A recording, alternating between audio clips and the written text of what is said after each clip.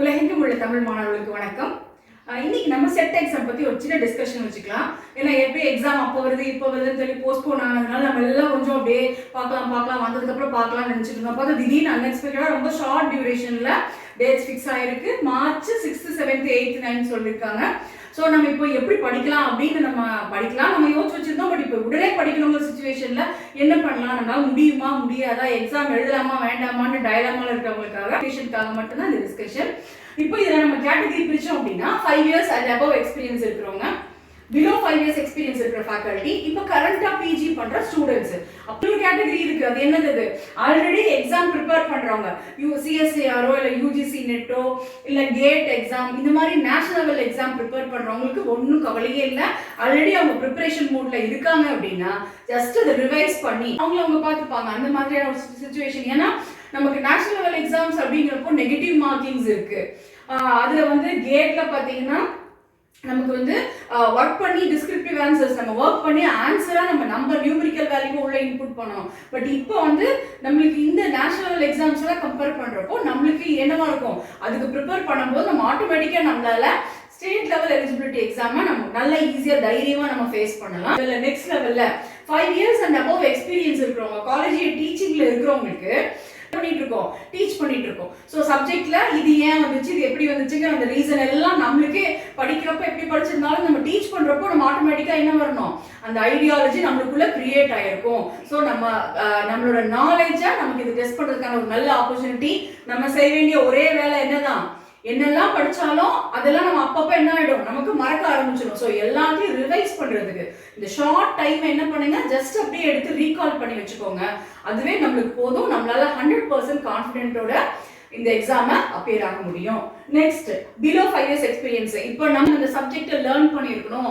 Complex எப்படி ரியல்ல இருந்து எப்படி காம்ப்ளெக்ஸ் வந்துச்சு, நம்ம இதுக்கப்புறம் இது வந்திருக்கும்ன்றதெல்லாம் எப்படி ஒரு ஐடியா நம்மளுக்கே எல்லாமே கிரியேட் ஆயிருக்குமோ அந்த மாதிரி நம்ம ஒரு பேக்ரவுண்ட் லாஜிக்கல் அண்டர்ஸ்டாண்டிங்குள்ள நம்ம இப்போதான் வர ஆரம்பிச்சிருப்போம்.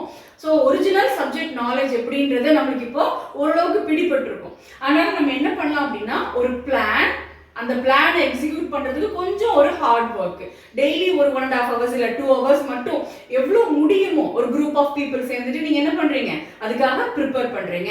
எப்படி நம்ம பிளான் பண்ணி பண்ணிட்டீங்க அப்படின்னா நம்மளுக்கான சான்ஸ் 100% இருக்கு.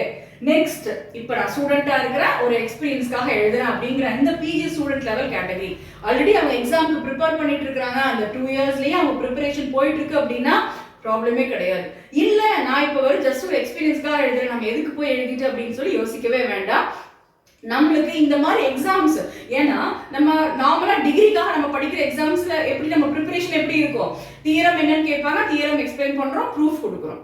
அடுத்தது இந்த ப்ராப்ளம் இந்த மெத்தட்ல சால்வ் பண்ணுங்கன்னா அந்த மெத்தட்ல சால்வ் பண்றோம். ஸோ எல்லாமே டிஸ்கிரீட்டா படிச்சிருப்பீங்க, அதாவது அங்கங்க படிச்சிருப்பீங்க.